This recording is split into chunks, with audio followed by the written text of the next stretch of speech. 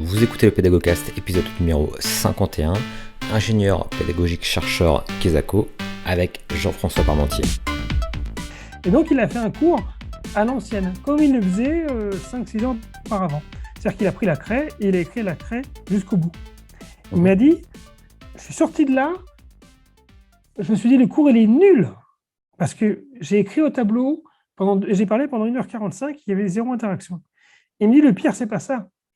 Le pire, c'est qu'il y a 5 ans, j'aurais pensé que c'était bien. Je me serais dit, j'ai fait un bon cours, j'ai écrit ce que j'avais à écrire, j'ai bien expliqué, j'ai bien parlé. Voilà, c'est bien. Et les élèves ont bien écouté.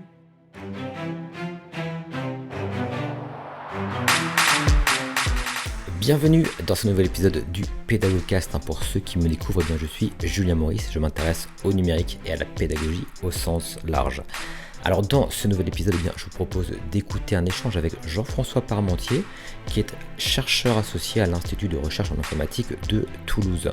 Alors vous verrez que Jean-François a un profil atypique, puisqu'il est à la fois chercheur et ingénieur pédagogique, comme il le dit, et c'est justement de ce profil que nous allons parler en abordant au fil de nos échanges pêle-mêle la question à la fois des méthodes pédagogiques, des outils, des statuts, etc. Avant de lancer l'interview, sachez que vous pouvez retrouver également en description le lien vers la Pédago News pour avoir accès à mes mails privés ainsi que mon catalogue de formation sur la Pédago School, dont l'objectif est de faire du numérique l'allié du formateur.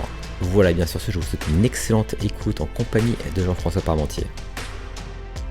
Alors, bienvenue Jean-François Parmentier pour ce nouvel épisode du Pédagogcast. Salut à toi. Salut à toi, Julien. Ça me fait plaisir de pouvoir t'avoir dans le Pédagogcast, parce que c'est vrai Alors, on ne s'est jamais vu en live d'ailleurs, Jean-François. Je ne sais pas si tu en as conscience. On interagit depuis pas mal de temps, mais on ne s'est jamais vu en vrai. Mais par contre, on a fait quand même pas mal de webinaires ensemble. On a pas mal échangé, etc. Et donc, voilà, moi, je me suis dit, pourquoi ne pas faire un petit Pédagogcast avec toi, parce que voilà, c'est le petit podcast que je fais un petit peu à côté pour on va dire, me détendre, me distraire un petit peu. Et voilà, je me suis dit, tiens, ça va être génial de faire une petite discussion avec toi là-dessus. Et justement, par rapport à ce qu'on voulait aborder aujourd'hui avec des auditeurs, finalement, ça va être un petit peu ton profil que tu compares finalement, alors entre guillemets, je mets des gros guillemets, à un profil d'ingénieur pédagogique chercheur. Et l'idée, ça va être de voir un petit peu comment tu vois justement ce profil-là. Pourquoi est-ce que d'ailleurs c'est cette image qui te vient en tête? Et juste avant de commencer, Jean-François, pour te présenter, c'est vrai que tu as un profil un peu atypique, je dirais, même si voilà, ça fait sens, mais dans le sens où tu as d'abord commencé par faire alors, de la physique, si je ne dis pas de bêtises. Donc, tu es docteur en physique? Voilà, c'est ça. En mécanique des fluides, mais plus précisément. Exactement. Et alors, ce que je voyais, donc, et puis tu es tombé dans le côté obscur, je dirais, de la force, si on veut, en t'intéressant de plus en plus, je dirais, à la pédagogie. Et tu vois, j'ai fait ma petite enquête sur toi là, et je regardais alors c'était dans Google Scholar, alors c'était un article, attends, je vais retrouver exactement ce que j'avais remarqué.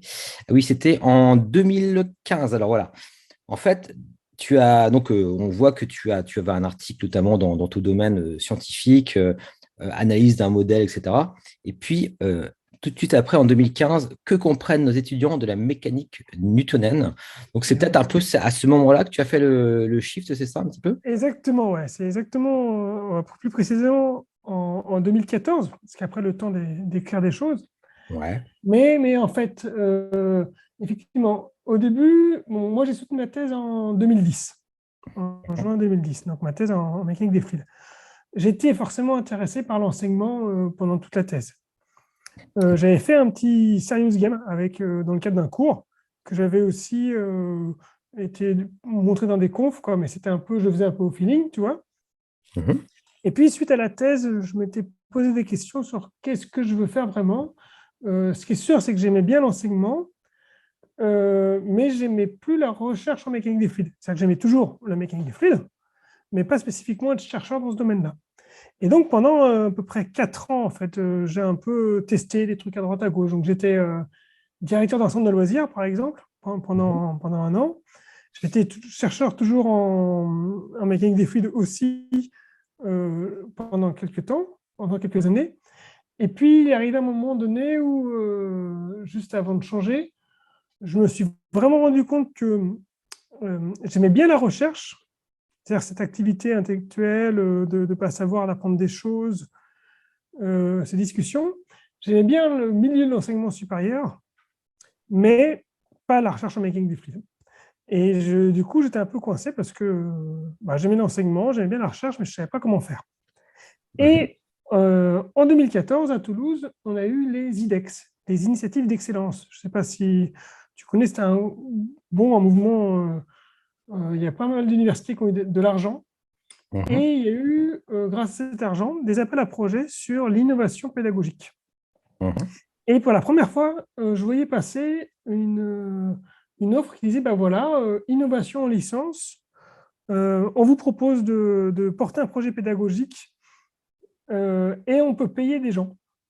Voilà, et pas juste du matériel. Souvent, dans les appels à projets pédagogiques, c'est genre, on donne 5 000 euros, voilà, histoire d'acheter quelques petits trucs.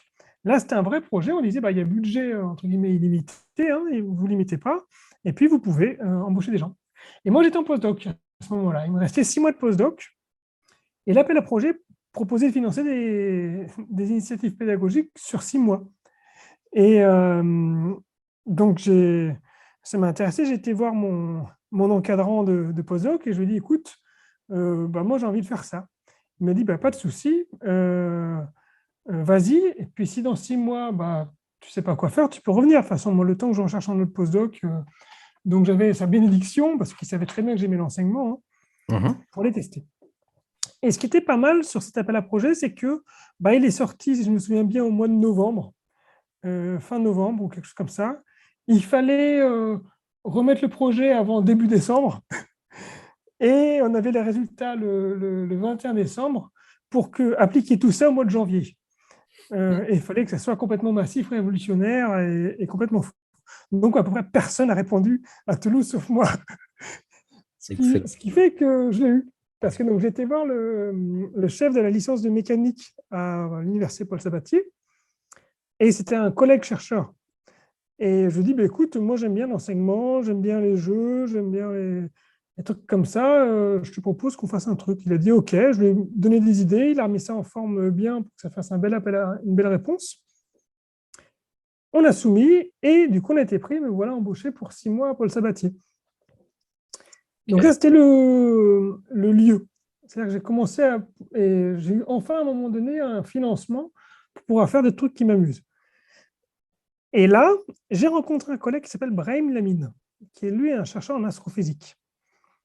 Et lui, il venait de Paris. Et là-bas à Paris, donc il enseignait la physique à l'université, et de manière traditionnelle, on va dire.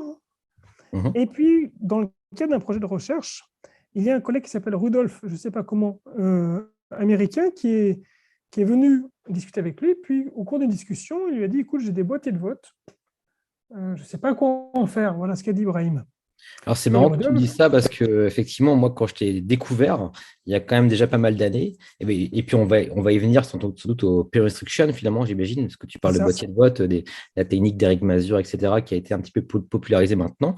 Et moi, je t'ai découvert justement par rapport à cette pratique pédagogique qui était à l'époque innovante, hein. Mais voilà, effectivement, Exactement, ouais. ça rebondit là-dessus. Je vais te laisser du coup Et continuer. c'est exactement ça, parce qu'Alexander Rudolph, c'est comme ça qu'il s'appelle, il a dit à mon collègue, Brahim, écoute, tu sors d'où toi? Il y a déjà 20 ans de recherche sur le peer instruction, sur l'enseignement de la physique. T'as jamais lu ou quoi? Et alors, donc mon collègue Brahim, il a lu, puis comme c'est comme un scientifique euh, cartésien, c'est-à-dire il a été convaincu assez facilement par les preuves, en fait. Et Bon. donc, il a publié avec ce collègue-là, il a testé à Paris. Et puis après, il a changé, il est venu à Toulouse. Et donc, il est arrivé en Toulouse en 2014. Et on s'est rencontré à Paul Sabatier. Et il a été voir les profs de physique enseignants en licence. Donc, moi, j'avais été invité dans la boucle, j'ai été au courant. Et puis, il leur a dit, écoutez, regardez ce que disent les chercheurs. Les élèves ne comprennent rien à la mécanique.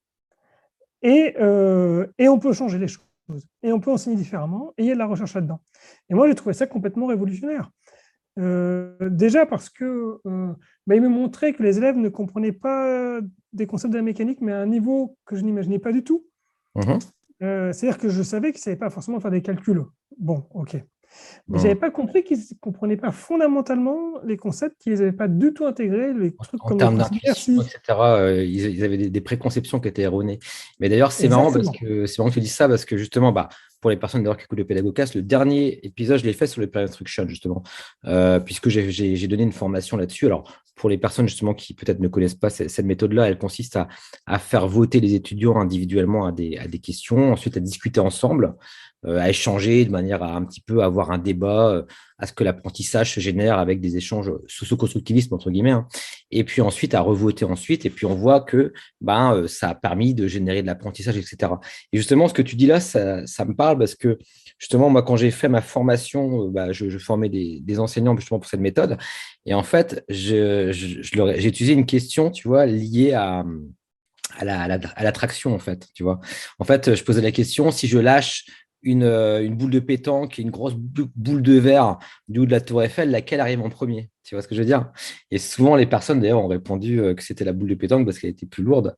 Alors qu'en fait, comme on voit sur l'expérience sur la Lune, si tu lâches la plume et le marteau, enfin, il y avait durant, je ne sais plus quelle expédition Challenger, eh bien, les deux arrivent en même temps. Et du coup, c'est vrai que c'est surprenant de se rendre compte qu'avec des questions physiques plutôt, comme tu dis, pas des équations, pas des chiffres, mais plutôt simplement une intuition, entre guillemets, bien qu'elles sont souvent erronées et du coup, ça se prête très bien au peer instruction. Donc, c'est sans doute à ça que tu fais référence aussi. Exactement. Ouais. Et donc, c'est ça.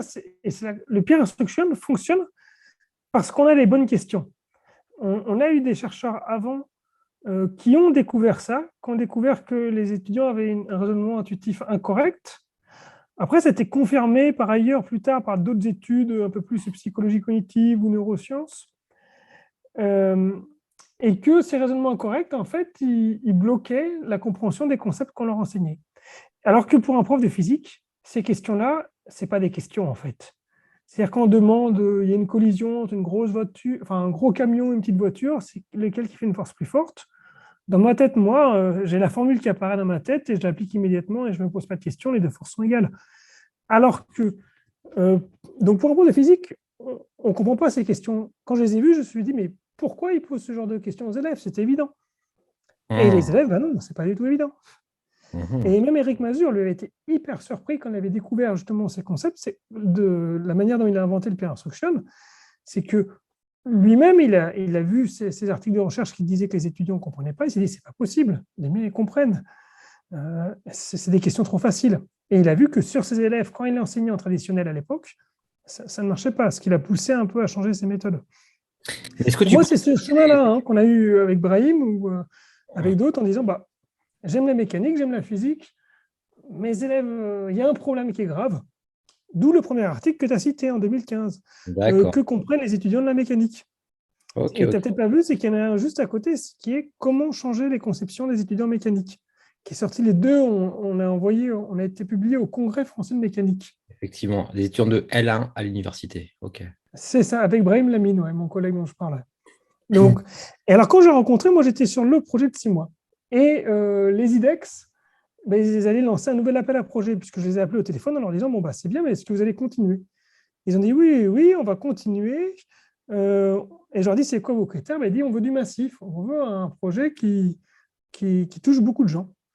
Et Ibrahim, lui, il voulait toucher les profs de physique, mais les profs de physique à Paul Sabatier, ça touche tout de suite 1400 élèves. Donc je lui dis, bah, écoute, moi, je vais t'aider à le faire, parce qu'il voulait faire ça. On va me financer, on va acheter des boîtiers à tous les élèves. Et puis moi, je vais essayer de convaincre d'autres profs, les profs de chimie, les profs de mathématiques, d'informatique, etc. Et on a écrit le projet ensemble en faisant un vrai article, un vrai projet digne d'un projet de recherche. C'est-à-dire, je lui dis, bah voilà, cette plus-value-là, c'est ça. Est-ce que il y a de la recherche là-dessus? On va faire un. Ça n'a rien à voir avec le projet que j'avais écrit avant. Avant, j'avais écrit un projet en disant ce que j'aimais bien, mais ce n'est pas du tout basé sur des recherches. Là, vraiment, j'ai écrit un vrai projet pédagogique qui s'appuyait sur des résultats de la recherche. Et c'est là D'accord. que je suis rentré dans le nouveau monde, on va dire, que j'ai réappris mon métier, enfin que j'ai appris mon métier. Et du coup, après, ça a un petit peu enchaîné, puisqu'ensuite, au-delà même du peer instruction, aujourd'hui aussi, tu es auteur finalement d'ouvrages également, enseignant le supérieur notamment, voilà, qui est donc méthodologie et pédagogie active. Donc, c'est un ouvrage quand même qui est assez connu, entre guillemets, dans la niche, entre guillemets, de la pédagogie. Et puis également, d'ailleurs, quelque chose, je crois, qui est en libre accès, hein, je crois, C'est ça. 4 scénarios pour enseigner, former ou former à distance. D'ailleurs, on pourra mettre le lien éventuellement, hein, pour les personnes qui souhaitent le télécharger. Donc voilà, donc tu as des contributions qui ont ensuite continué. Et d'ailleurs, tu as également participé à un TED, Tais-toi et écoute. D'ailleurs, je l'ai écouté, d'ailleurs, ton TED, et j'ai trouvé ça super sympa, notamment la fin, je ne vais pas le spoiler, mais ça fait référence au vaccin et compagnie. Bon, bref, c'est un sujet un peu. Mais voilà, en tout cas, c'était très d'actualité. Et du coup, ouais, effectivement, donc tu as effectivement un profil, toi, comme tu le décris, ingénieur pédagogique chercheur. Et je me demandais, en fait, pourquoi est-ce que tu ne dirais pas plutôt, par exemple, conseiller pédagogique chercheur? Tu vois ce que je veux dire? Euh, Quelle différence tu fais? Est-ce que toi, c'est parce que tu as un côté outil très prononcé dans ton profil? Ce qui ne m'étonnerait pas en quelque sorte, parce que je me souviens que la première fois qu'on avait échangé ensemble, qu'on s'était retrouvés dans une vision, on était tout de suite, avant même qu'on commence notre sujet, on était là, tiens, tu quoi, ça c'est quoi ça, etc. Puis on a commencé à partir sur les tablettes graphiques, je crois, à l'époque. Bref, ça ne m'étonnerait pas. Mais enfin, est-ce que tu peux un petit peu m'expliquer pourquoi tu te sens plus ingénieur pédagogique, entre guillemets? Alors, en fait, quand j'ai commencé, il n'y avait pas cette distinction. Mhm. Moi, je ne savais pas ce que je faisais, en fait. J'étais un mec qui était là pour aider les profs à mettre des pratiques pédagogiques. Ils ont discuté avec le service pédagogique local, ils ont dit, bon, bah, ça s'appelle ingénieur pédagogique. Bon. Moi, un ingénieur en physique, je sais ce que c'est. C'est un mec qui, bon, disons qu'un ingénieur, il conçoit un avion, bon, mais il ne le fait pas au pifomètre. Il va regarder les lois de Newton pour l'aérodynamique, il va regarder pour l'électronique. Enfin, il y a 10 000 disciplines qui se mélangent pour concevoir un avion, c'est extrêmement complexe. Et puis, bon, bah, en s'appuyant sur ça, puis en faisant des choix liés à la situation, liés aux contraintes, est-ce que c'est un gros avion qu'on veut, un petit, combien de passagers, quelle vitesse, quelle altitude, bon, bah, il va faire des choix éclairés pour avoir un avion qui se débrouille, qui ne vole pas trop mal. Voilà. Bah, moi, c'est pareil. Je me suis dit, bah, moi, ok, oui, c'est ça, je vais essayer de concevoir des cours. Et donc, ce côté ingénieur, ça m'allait au sens conception. Conception pédagogique. Bah, j'ai une contrainte, j'ai une situation particulière, je peux être en M2, en L1, je peux enseigner des sciences, pas des sciences, de l'expérimental, du numérique, enfin.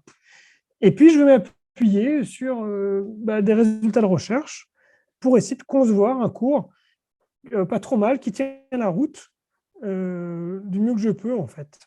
Donc, c'est pour ça ce côté ingénieur pédagogique ou conseiller. Alors, après, j'ai vu qu'il y avait d'autres postes, des trucs de conseiller. Honnêtement, il y a des offres d'emploi, c'est les deux. Il y en a, c'est très Digital Learning différent. Manager aussi, par exemple, on Voilà. retrouve aussi pas mal de métiers comme ça. Et Mais moi, je ne suis pas effectivement tablé ingénieur pour l'enseignement numérique. Ce n'est pas du tout l'aspect numérique, même si je n'ai pas de souci avec ça. D'ailleurs, c'est pour ça que je suis au laboratoire d'informatique. Je suis associé au laboratoire d'informatique bon, pour mhm. l'équipe sur la pédagogie, mais quand même. Après, il y a des postes d'ingénieur pédagogique qui sont très liés au numérique. Enfin, il y a beaucoup d'offres d'emploi où c'est pour hybrider les cours, par exemple, spécifiquement. Tout à fait. Ou, enfin, moi, ça n'a jamais été une question, en fait, le numérique. C'est-à-dire que j'utilise, comme disait mon collègue Brahim, une crèche. Un boîtier de vote, c'est juste une crèche. Vous ne dites pas que vous faites un truc compliqué. C'est juste une Mhm. extension de la craie, on va dire.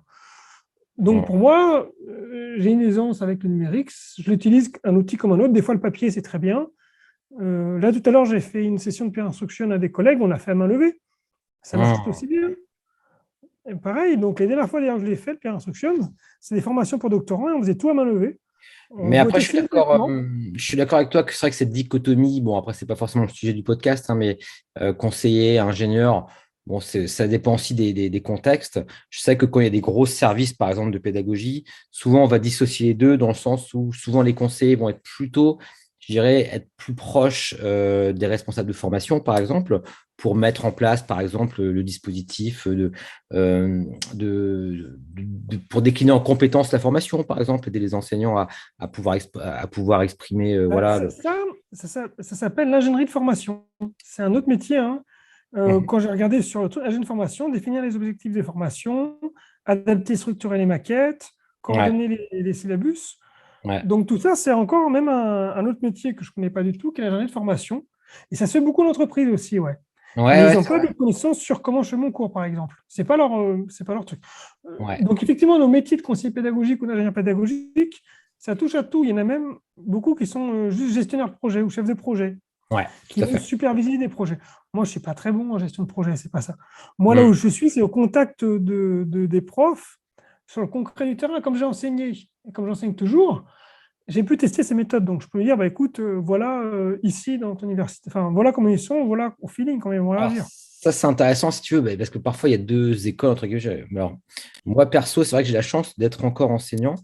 Et je trouve que ça me donne du coup, enfin, moi, ça m'aide beaucoup. Tu vois, par exemple, j'ai souvent parlé de méthodes type puzzle, par exemple, ou peer instruction également.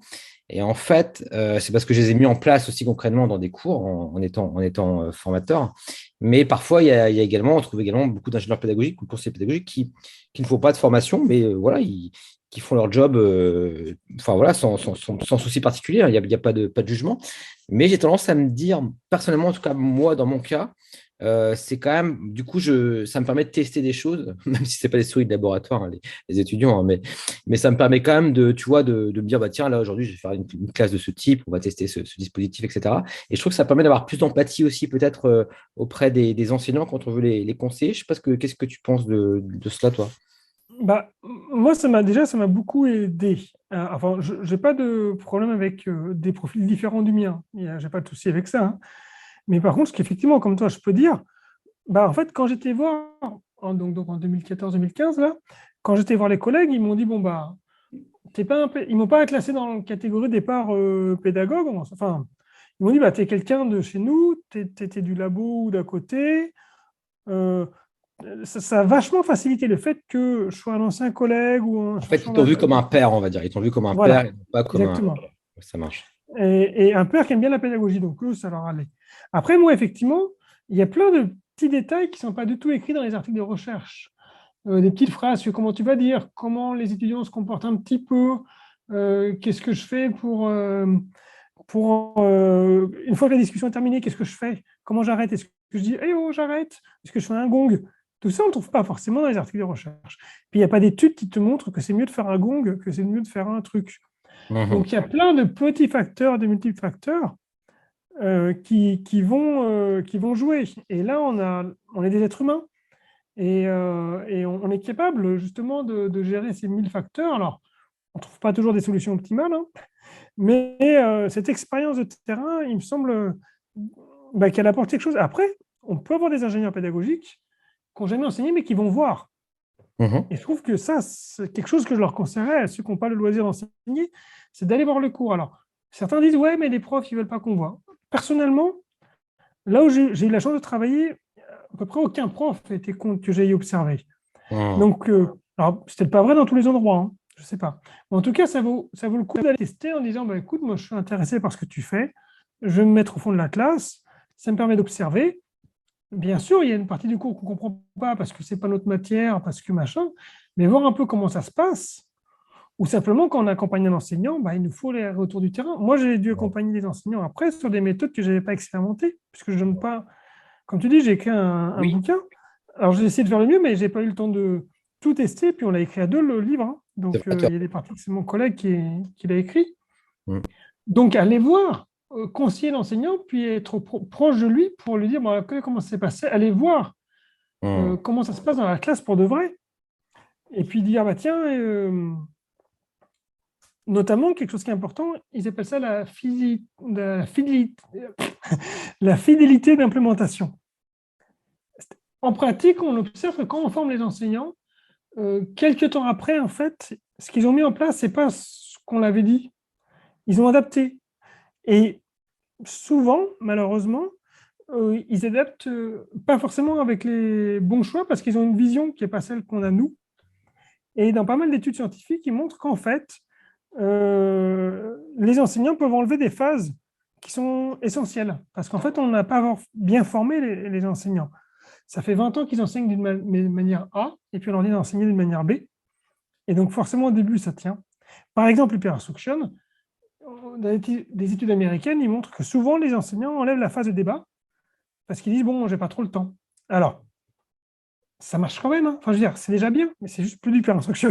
Ouais. Surtout dans le Ping-Pong, il y a échange par les pairs, donc c'est vraiment la base du truc. Voilà, c'est la base, c'est que dans le titre.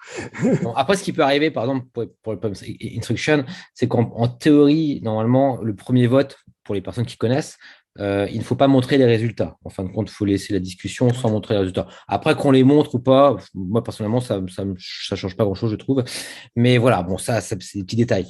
Mais après, ce qui est intéressant dans ton profil, parce que moi, j'ai quand même suivi pas mal de choses, notamment quand tu es intervenu aussi pour la communauté des talents pédagogiques, d'ailleurs, à 2 reprises, c'est que finalement, tu es assez pragmatique au final. C'est très, on va dire, c'est dans le sens où c'est pratico-pratique. Est-ce que tu es d'accord avec cette Oui, c'est ce analyse-là? que je cherche. Enfin, je ne donne pas des conseils généraux.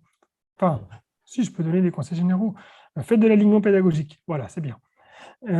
Maintenant, qu'est-ce que je fais? Ce que j'ai observé, c'est que les enseignants, ils ont certains besoins exprimés. D'ailleurs, ceux qui venaient me voir au début, c'était je me fais chier en cours magistral, en gros. Moi, je voulais faire au début, quand je tournais dans les écoles d'ingénieurs, là, en 2015, j'avais envie de dire utiliser la méthode evidence-based de fondée sur les preuves des peer instruction. Puis ceux qui m'ont dit non, non, appelle ça dynamiser votre amphi, et puis les gens vont venir. Parce que leur besoin, c'est qu'ils ont des étudiants amorphes. Bon, bonjour les étudiants qui nous écoutent. Mais vous savez pourquoi? C'est parce que donc ça va mal des deux côtés. C'est-à-dire que les étudiants ne sont pas forcément contents dans les cours purement magistrales. Mm. Et puis les enseignants aussi, en fait, souvent s'ennuient. Donc Donc, eux, ce donc, qu'ils veulent, donc- c'est dynamiser l'amphi. donc, tu savais Et ils prennent marketer l'avant. quelque part, tu savais marketer dans ton intervention, c'est comme on dit dans les milieux de start-up, le pain, il faut trouver la Ouais, douleur, entre guillemets. Et c'est quoi la c'est douleur? ça. C'est que les étudiants s'endorment. Alors que si tu leur présentes plutôt la chose, oui, bon, je vais vous montrer le peer instruction, ça va pas du tout parler, effectivement. Donc, c'est une bonne manière de faire. Voilà. Et comme d'ailleurs, un petit peu, c'est un peu dans cette logique-là aussi, tu vois, c'est tout simple, c'est 4 scénarios pour enseigner et former à distance. Basta, c'est le Voilà. titre et ça parle tout de suite, quoi. Et c'est ça que enfin, Voilà. Et j'apprécie. c'est effectivement, c'est des scénarios pratiques. Voilà. Mm. On ne fait pas toute une théorie de l'apprentissage. Parce qu'en fait, justement, sur ces boîtes à outils, là, enfin, même c'est mon film, au début, avec Quentin Vicence, donc le co-auteur des 2 livres que tu as cités, euh, on voulait écrire un livre sur la pédagogie et depuis longtemps, on voulait écrire un livre et puis on s'imaginait écrire un gros bouquin comme nous, on les lit. Mais en fait, ces gros bouquins comme ça, il n'y a que nous qui les lisons. Les profs ne les lisent pas. Et en allant voir l'éditeur nous a dit, ben non, on veut pas un ouvrage général qui fait une biblio, 50 pages, un état de l'art, machin. On veut une boîte à outils pour les profs. Donc, vous me résumez tout ça avec très peu de caractères et des étapes. Et en fait, c'était super contraignant, mais en même temps, super intéressant, hein. Du coup, quand on a écrit le 4 scénarios, on l'a fait au feeling, puis après, on a convaincu l'éditeur, là, donc c'était beaucoup plus... c'est un petit livret, hein, donc c'est 35 pages. Hein, donc on a voulu justement un truc encore un peu pratique avec une mise en scène au début de chaque chapitre. Donc voilà, tout ça dans cet aspect-là. Les enseignants, leur question, c'est qu'est-ce que je fais demain face au cours? Donc on leur fait une formation, il faut qu'ils aient la réponse. Mhm. Ensuite, nous, en plus, en tant que super pédagogique, il faut qu'on leur apporte l'accompagnement. Si on leur dit juste faites des boîtiers de voix, enfin faites des questions, les profs, je les ai vus, ils prennent leur slide et ils ne savent pas comment faire des questions. Ils n'ont pas eu l'habitude de créer des questions qui vont créer des débats. Donc moi, je les aide, par exemple. En général, j'arrive à peu près, j'ai aidé tous les profs que j'ai vus, plus particulièrement les enseignants de sciences, évidemment. Mhm. Mais évidemment, de manière plus efficace. C'est-à-dire que puisqu'en sciences, je comprends mieux ce qu'il enseigne, donc je comprends mieux les difficultés des élèves. Si tu me dis enseignement en cours d'élec demain, pas de souci, j'ai déjà tout de près, on va dire. Je sais comment ils raisonnent les élèves en élec, en débutant. Si tu Mhm. me dis enseignement en cours de philosophie, d'histoire de l'art, j'en sais rien, j'invente, bah, je vais être beaucoup moins pertinent. Mhm. C'est là que je pense que Et c'est tu vois, bizarrement, intéressant. ça parlera plus à la plupart des ingépédas, plutôt des matières. Enfin, je parle peut-être pour moi, hein, mais je connais pas beaucoup d'ingépédas qui sont scientifiques de base, tu vois, vraiment ultra calés. Donc, tu as un profil quand même qui est très rare aussi, je pense, par rapport à ton apport technico, entre guillemets. Et ça, c'est Un vraiment profil de intéressant. niche, ouais. Ouais. Ouais, tout à fait. En fait, effectivement, c'est un profil où on dit, bon, bah, si les gens m'embauchent, c'est pas pour avoir un ingénieur pédagogique, c'est pour avoir Jean-François Parmentier.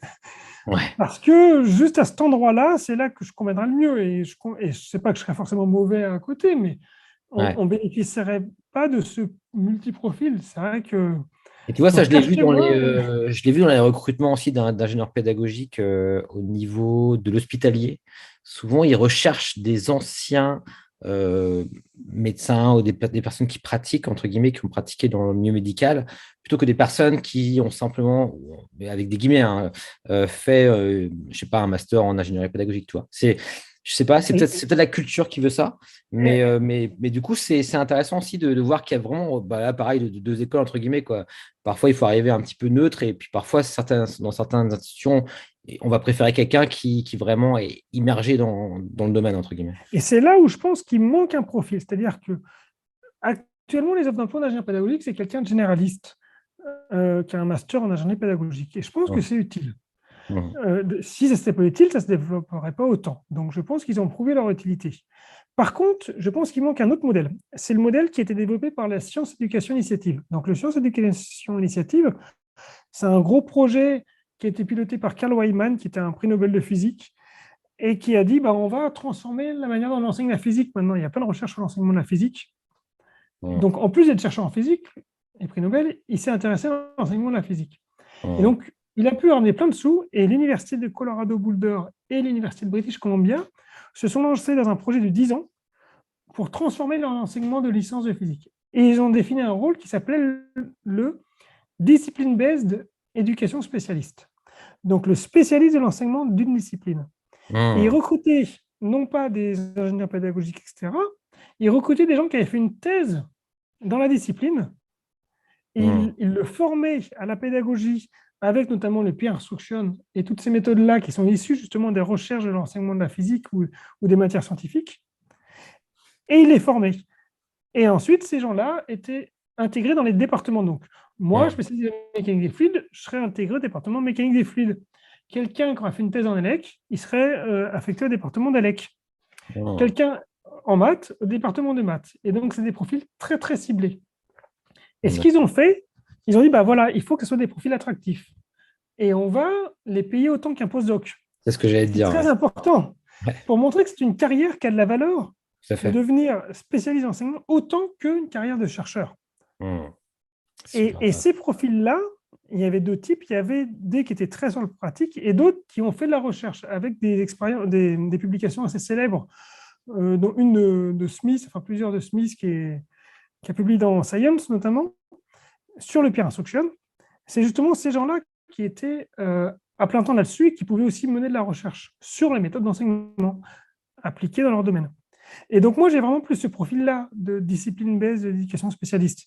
Je Tout à suis fait. vraiment dans cette école-là. Et je me suis beaucoup aidé de ce qu'ils ont publié hein, les premières années, qu'en 2015, 2014-2015.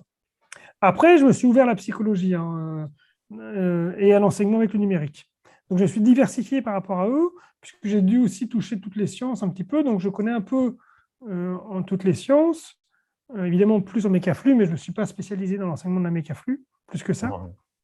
Euh, mais c'est quand même proche, je suis plus proche de ce qu'ils proposent eux comme modèle que du modèle ingénieur pédagogique qu'on voit, euh, qu'on voit sortir en ce moment, quoi. Intéressant ça. Et tu penses que c'est une tendance qui pourrait augmenter, entre guillemets, ou est-ce que ça reste pour toi un peu marginal? Est-ce que tu as rencontré d'autres profils un petit peu comme toi par Eh rapport à ça? ben, ce que je vois, enfin, donc j'en ai parlé moi à mon école, à l'ENSET, hein, à l'INP, et je leur ai dit, bah, est-ce que vous n'avez pas 10 millions de dollars pour embaucher des gens comme moi? Parce que concrètement, ça veut dire qu'à l'ENSET, ils ont actuellement un ingénieur pédagogique, c'est moi.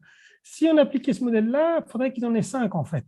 Donc tu vois, le coût, si vous voulez le faire à fond, hein, il est assez fort. C'est ça. Cependant, ce qu'on est en train de mener, c'est, on appelle ça le projet doctorant pour la transformation pédagogique. Mhm. Et cette idée-là, ça reprend les idées du Science Éducation Initiative, là, des disciplines based éducation spécialiste. Désolé pour les 12 mots anglais. Euh, Pas grave, que tu le ça, fais avec le bon accent, donc c'est bon, c'est un plaisir. avec l'accent français, c'est bon, on C'est comprend. un vrai plaisir. Specialist. Euh, L'idée, c'est que du coup, euh, on a fait un appel à projet, un appel aux doctorants qui Mhm. veut être intéressé par découvrir la recherche de l'enseignement de leur discipline et ensuite accompagner des profs. Donc, plutôt que prendre des gens qui étaient déjà chercheurs à plein temps pour être ça, pour faire ça à plein temps, on a décidé de recruter des doctorants sur une dizaine d'heures équivalent TD, ce qui correspond à 40 heures de travail. Et moi, je les ai accompagnés, je leur ai donné des articles de recherche de base, je leur ai fait une formation à la pédagogie appliquée à l'enseignement supérieur en sciences. Donc, ce que j'ai lu au début, hein, quand j'ai commencé, donc le Peer Instruction notamment. Et, euh, et ces doctorants-là, du coup, ils ont agi vers les profs. Et c'est vachement bien parce qu'en fait, ils avaient du temps.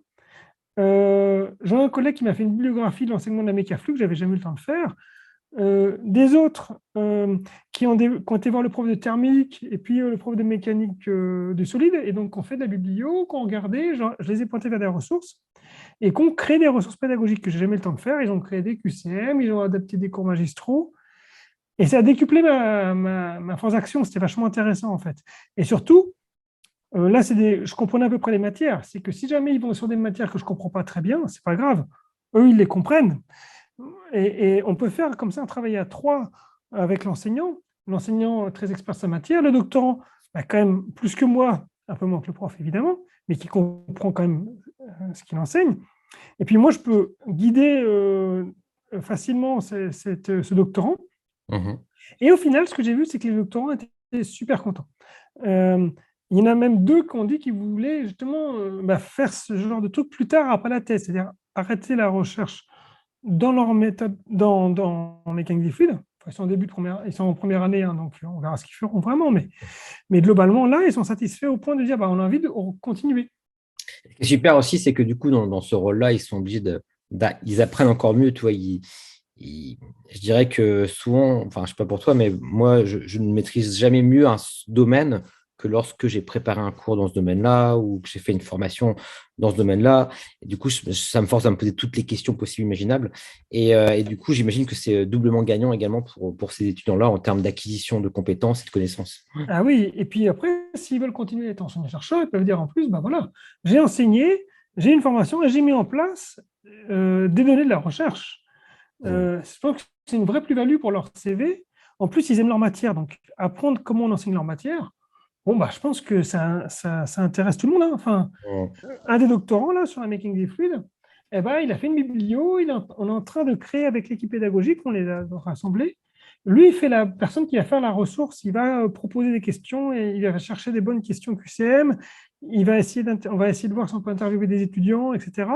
Et l'équipe enseignante valide, donne des directions. Il fait tout un travail qu'ils n'ont pas le temps de faire. Et l'équipe enseignante est très intéressée, en fait. Mm. Donc, je pense que ce modèle pourrait se développer. Je pense que, enfin, j'ai vu quand même, j'ai rencontré pas mal de gens qui ont fait une thèse en sciences et qui avaient envie de continuer dans l'enseignement et qui auraient bien aimé qu'il existe enfin, qu'il existe des postes comme ça où on dit, voilà, on te prend parce que tu es doctorant en ça et parce que tu es intéressé par l'enseignement. Après, Donc, j'y crois. il existe des congés aussi, je crois, pédagogiques. Donc, enfin, si je dis pas de bêtises, enfin, il y a des dispositifs qui existent également pour pouvoir se focaliser sur son enseignement. Tout à fait. Mais ça, c'est qu'on est déjà effectivement en place, c'est-à-dire qu'on est déjà enseignant-chercheur dans un domaine. Ouais. Si tu es sorti de thèse, dire actuellement en France, j'aime ma science, mais je vais faire la recherche en pédagogie et enseigner la mécanique, c'est très très compliqué. Mm. Euh, et même pour moi, c'est compliqué actuellement. Ouais, je comprends.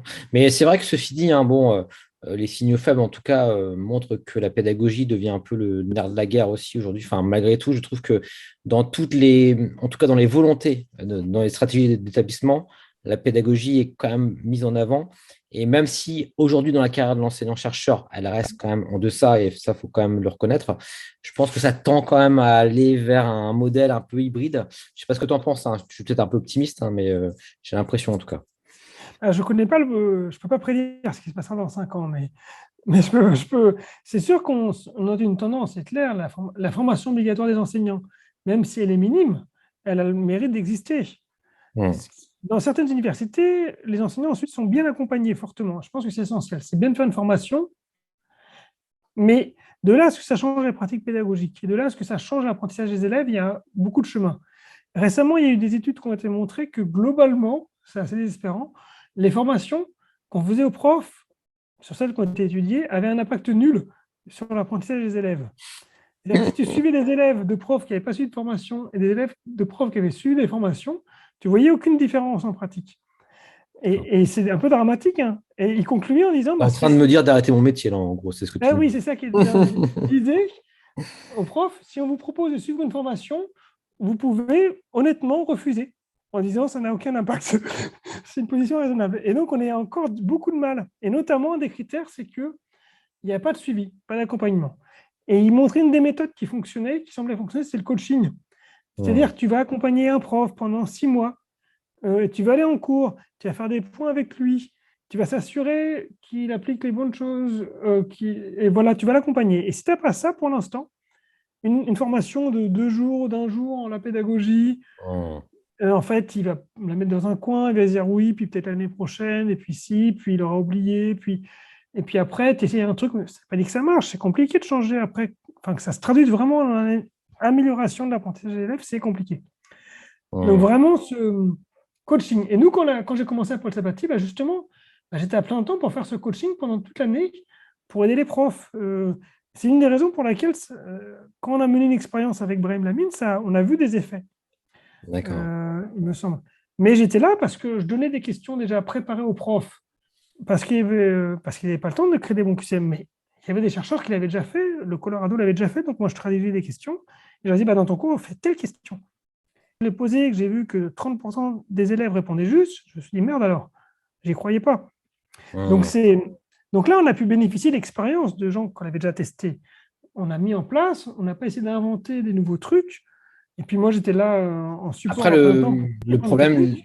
le problème là-dedans, c'est la massification, en fait, parce que Oui, mettre quelqu'un comme toi derrière chaque enseignant, alors peut-être qu'on peut aussi plutôt réfléchir en termes on va dire, de travailler entre pairs, tu vois, par exemple, préparer des formations peut-être à plusieurs, ça donne un autre regard, etc. C'est peut-être des choses qui pourraient se faire de manière plus simple, mais est-ce que ce serait aussi efficace? Après, voilà, enfin, c'est des... bah, en fait, il me semble qu'il y a des choses qu'on peut apprendre entre pairs. Il y a des choses qu'on peut apprendre du terrain et il y a des choses qu'on ne peut pas apprendre du terrain. C'est-à-dire que les peer instruction, ça a été découvert, entre guillemets, euh, ça marche dans les amphis, et pourtant, tout le monde ne l'a pas inventé. Enfin, je veux dire, c'est quelque chose qui n'est pas intuitif dans le modèle. Alors, il y a des chercheurs qui sont intéressés à l'expertise. Il y avait 2 écoles. Une école qui disait que les experts apprenaient du terrain, et puis une école qui disait que les experts se trompaient tout le temps. C'est les biais Hmm. cognitifs de Kahneman, la deuxième école. Et Hmm. en fait, ils se sont dit, bah, à quelles conditions ça marche, l'expertise? À quelles conditions un prof qui te dit, j'ai 20 ans d'expérience dans mon métier, donc je suis un bon prof, c'est valable. Alors, Hmm. il y a eu des expériences dans Proceedings of National Academy of Science, je crois que c'est celui-là, un article assez célèbre dans la micro-communauté des chercheurs en enseignement dans le supérieur, où ils ont comparé 2 postdocs, enfin un postdoc, c'est ça, ouais, qu'enseigné en ayant suivi une formation à la pédagogie, comparé au prof qui était le mieux noté de l'université, qui avait 40 ans de carrière, etc., et qui disait je sais enseigner. Et ils ont observé que le postdoc qui était débutant était bien meilleur, donc les élèves apprenaient bien plus avec des jeunes qui appliquaient Hmm. les bonnes méthodes. Ce qui voulait dire que le prof, dans ses 20 ans de métier-là, il avait raté quelque chose. Pourtant, il avait aussi comme une expérience, il était meilleur que lui-même il y a 20 ans. Hmm. Après, ouais, mais ça, c'est pareil, ça pourrait être questionné parce que quand on sort des études, on comprend plus aussi sur quoi peuvent buter ses camarades, entre guillemets, parce on sait que c'est encore frais, tu vois ce que je veux dire, on a plus Ouais, mais d'empathie, tu vois, entre moi, guillemets. je suis d'accord. Mais par contre, toi, donc c'était en 2014, hein, j'avais soutenu ma thèse 4 ans avant. Hmm. Donc on peut se dire que j'étais peut-être un peu trop loin déjà des étudiants. Hmm. Mais j'avais déjà presque oublié que en sortie de thèse, pourquoi c'était difficile la mécanique, quoi. Puis la Hmm. mécanique, j'avais commencé à l'apprendre au lycée, hein. Donc ça faisait des années. Mais c'est pour ça, comme tu dis, hein, quand on fait débattre les élèves entre eux, c'est parce qu'ils savent ce qui bute, ce qui bloque. Hmm. C'est ça que c'est intéressant de les faire parler entre eux. Et on voit dans des études, hein, le débat apporte quelque chose, l'explication du prof apporte quelque chose, et les deux se complètent. Hmm. Les deux s'ajoutent, ils ne se remplacent pas en fait. C'est bien de faire les deux. Ce qui Hmm. fait qu'il y a ce que tu dis. Mais globalement, ce que je veux dire par là, c'est que bah, moi, j'ai vu des profs qui géraient aussi très bien la classe. Enfin, je pense qu'il y a toute une série de choses qui s'apprennent sur le terrain. Et je suis convaincu qu'un prof acquiert des choses dans l'expérience, mais il y a des choses aussi vraiment trop novatrices. On Hmm. n'a pas de feedback forcément. Moi, par exemple, en tant que prof, c'est très difficile de savoir si une méthode pédagogique fonctionne. Au mieux, je sais si les élèves étaient contents. Au mieux. Ouais.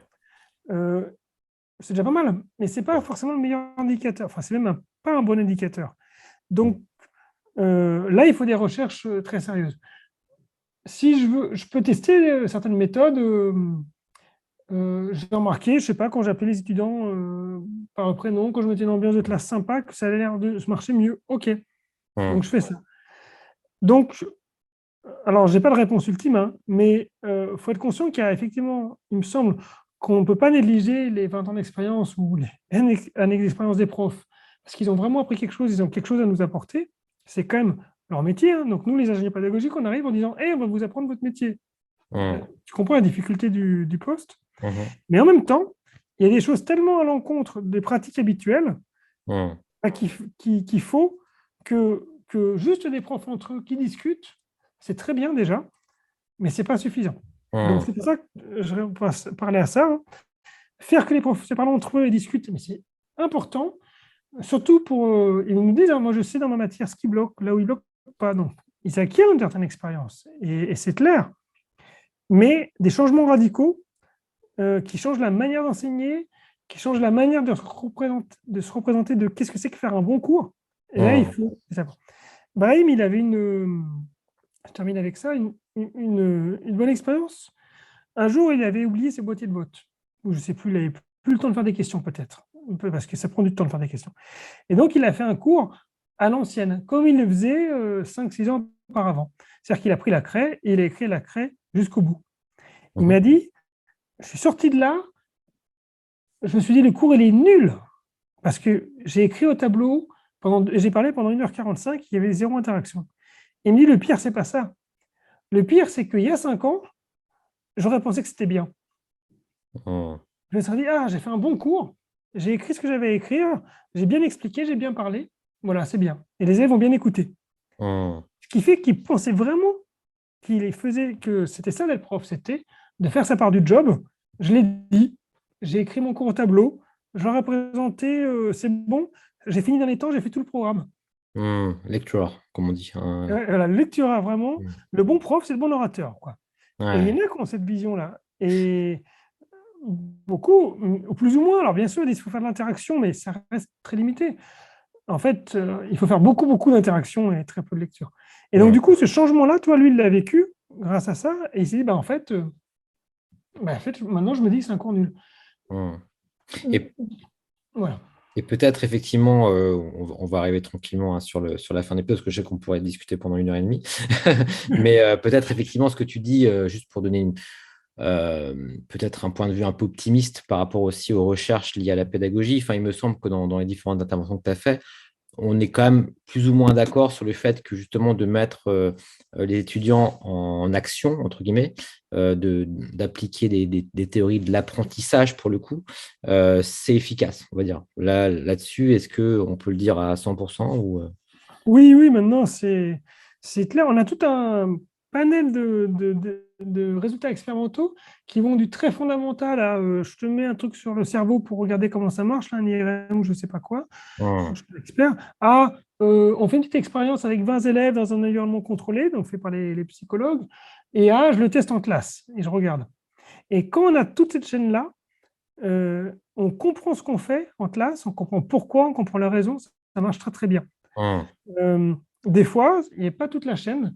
On ne peut pas sauter, on ne peut pas passer forcément d'études sur 3 neurones au truc en classe, hein, parce qu'en classe, il y a 1000 facteurs qui interviennent. Ça se trouve, ce n'est hum, pas important. Ou alors, pareil, on fait une petite étude de laboratoire avec 20 étudiants contre 20, qu'on répète 50 fois si on veut, mais dans un environnement contrôlé. On montre qu'il y a un paramètre qui est important, sauf qu'en fait, en cours, c'est un détail, parce qu'il y a d'autres hum. paramètres plus importants. Donc, mais là, sur ces méthodes-là d'engagement, maintenant, c'est quand même robuste. Hein. Donc là, en gros, On en est encore, c'est du macro. la pédagogie active aujourd'hui est quand même reconnue comme étant Alors, justement, sur la notion d'activité, ça encore, tu vois, il y a des méthodes qui marchent bien. Ce qui me semble, on sait que globalement, mettre en activité les élèves, ça fonctionne. On ne sait pas quelle est la meilleure activité.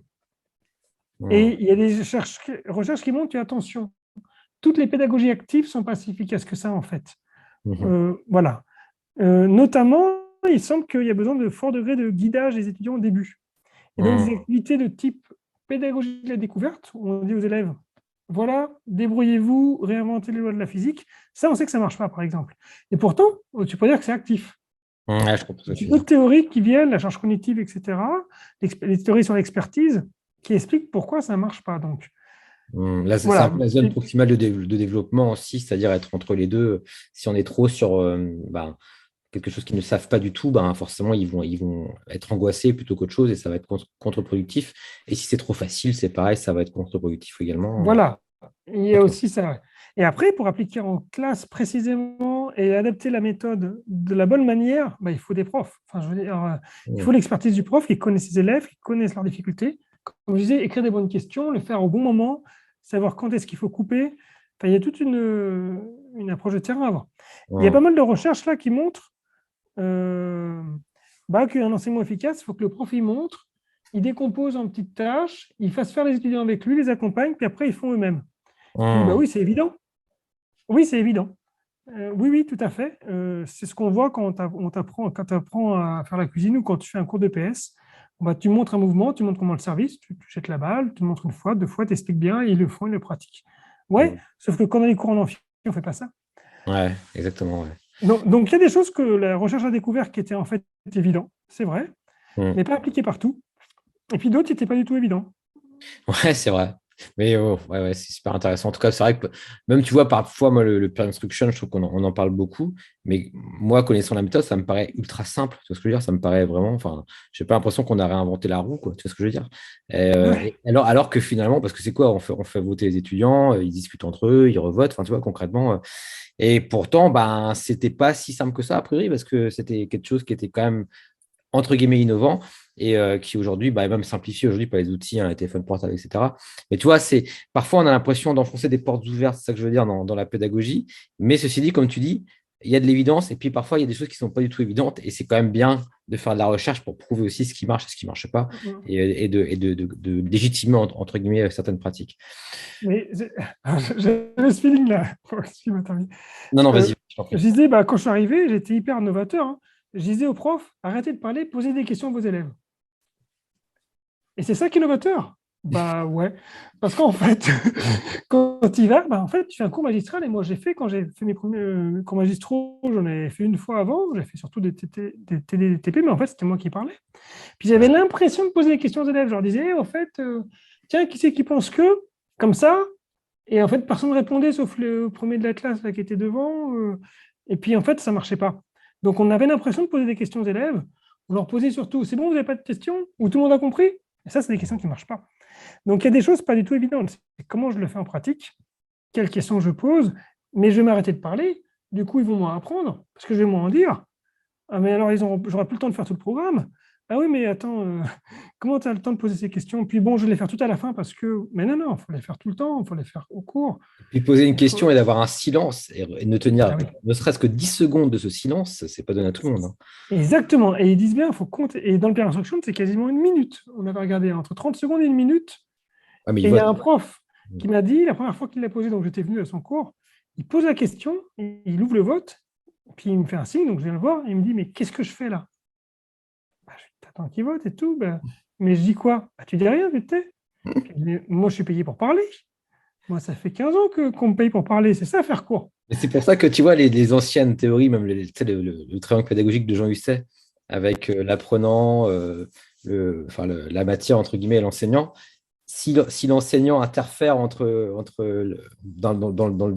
l'apprentissage, il a le rôle du fou parce qu'il est en train de parler, etc. Enfin, tu vois, c'est marrant de se rendre compte que ce triangle tout simple de Jean Husset, il est encore super pertinent, tu vois, dans ce cas-là, par exemple, où certains enseignants vont se dire, non, si je parle pas, il y a un problème, quoi. À la limite, je vais même être jugé, etc. Bon, après, je pense que c'est moins vrai aujourd'hui, hein, mais je pense Oui, que ça a bougé. Hein.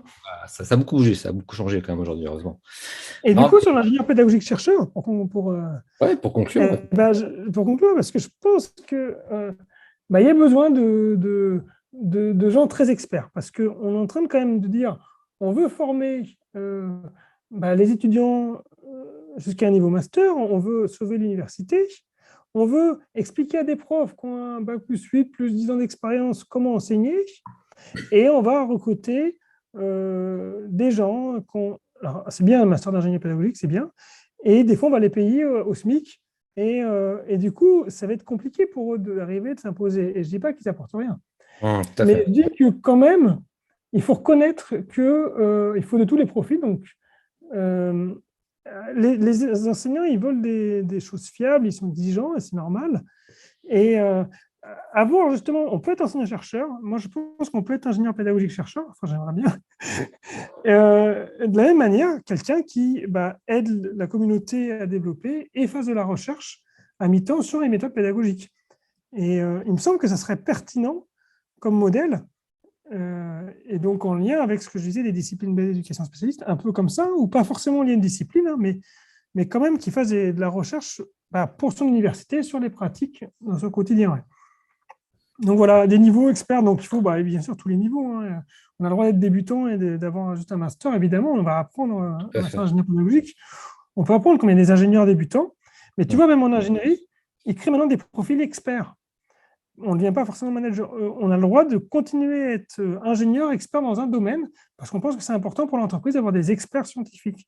Mm. Donc là, je pense qu'il peut avoir des ingénieurs pédagogiques qui deviendraient experts et qui feraient une thèse en plus en pédagogie, qui pourraient poursuivre. Enfin, Oui, de toute façon, c'est tout un écosystème finalement qui est ouais, viable et il n'y a pas forcément des profils à supprimer au profit d'autres. exactement. Mais par contre, il faut que l'association se donne les moyens, comme tu dis, et si Voilà. il y a certains profils, il va falloir aussi les rémunérer à hauteur de leurs compétences, etc. Et pas forcément, comme tu dis, au lance-pierre, comme c'est parfois le cas, quoi. Ok, écoute, en tout cas, super, je trouve qu'on a été assez complet en tout cas, parce que tu vois, j'hésitais à faire pour les auditeurs un podcast sur le peer instruction, et c'est ce que je t'avais proposé au début, tu me dis, oh bah non, tu aurais plutôt parlé de ça, ça va être sympa, là, l'ingénieur pédagogique chercheur, et finalement, on aura fait un petit peu des deux, et j'espère qu'on aura peut-être l'occasion encore, d'ailleurs, Jean-François, ce serait un plaisir de pouvoir échanger aussi sur des choses peut-être très pratico-pratiques aussi, peut-être d'aller plus dans le fond, entre guillemets, dans d'autres podcasts. En tout cas, je te remercie vraiment pour tous ces éclairages. J'étais vraiment très content de t'avoir. Et du coup, juste pour conclure, alors je rappelle que tu as écrit donc enseignant supérieur en méthodologie et pédagogie. Donc ça, on peut le trouver à peu près partout. Comment ça se passe? Oui, mais bientôt plus, parce qu'en fait, il y a une édition 2 qui va sortir en mois de juin, Ah qui va bah d'accord. s'appeler Enseigner et former, enseignement secondaire, enseignement supérieur, formation professionnelle. Donc, on a ouvert euh, notre livre à justement un peu plus d'enseignement secondaire, parce qu'il y a une grosse demande aussi dans l'enseignement secondaire. Donc, on a refait un tour de bibliographie et on a ajouté plein de trucs autour de la gestion de classe qui n'existaient pas du tout, des thèmes dont on ne parle pas souvent ou pas forcément dans l'enseignement supérieur, mais qui sont aussi très importantes. Donc, on a remis à jour, on a fait plein de nouveaux ajouts. On a enlevé des trucs peut-être un peu trop chercheurs, un peu trop, pas chercheurs, mais un peu trop enseignement supérieur.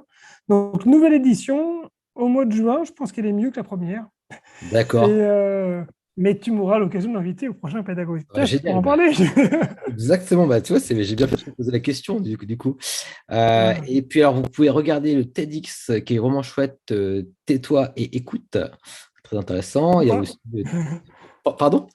Tu t'écoutes ou pas, je crois. Ah oui, d'accord, oui, Tais-toi et écoute ou pas, t'as raison. Exact. Je vais le préciser aussi. Et puis également, donc on mettra ça en lien, les 4 scénarios pour enseigner au format Oui, distance que tu donnes gratuitement, licence libre. Et librement, bien sûr. à tous ceux qui le souhaitent. Donc, on mettra ça dans les liens. Merci encore, Jean-François. Juste au passage, également, vous pouvez avoir 2 webinaires dans la communauté des talents pédagogiques. Ça, c'est quelque chose que j'anime avec un collectif. Hein. Et tu t'es intervenu sur organiser et animer une classe inversée. Je mettrai également les liens. Et faire interagir efficacement vos apprenants en classe virtuelle également que tu avais animé. Donc écoute, voilà, ce sera tout. Je pense qu'on a dû faire quasiment une bonne heure, donc on va s'arrêter là. En tout cas, Jean-François, mais c'était vraiment un plaisir. Et puis je te dis à très bientôt pour un nouveau Pédagogcast. Et au revoir à tous. Au revoir. Et voilà, c'est terminé. Merci d'avoir écouté cet épisode jusqu'au bout. J'espère que vous avez pris autant de plaisir à l'écouter que j'en ai eu à le réaliser. Si vous souhaitez aller plus loin avec moi dans le développement de vos compétences technopédagogiques, je rappelle que vous pouvez retrouver toutes mes formations sur la Pédago School et que vous pouvez également vous abonner à la Pédago News pour recevoir mes emails privés. Voilà, et bien c'était Julien Maurice et je vous dis à très bientôt pour un nouvel épisode du Pédagogcast.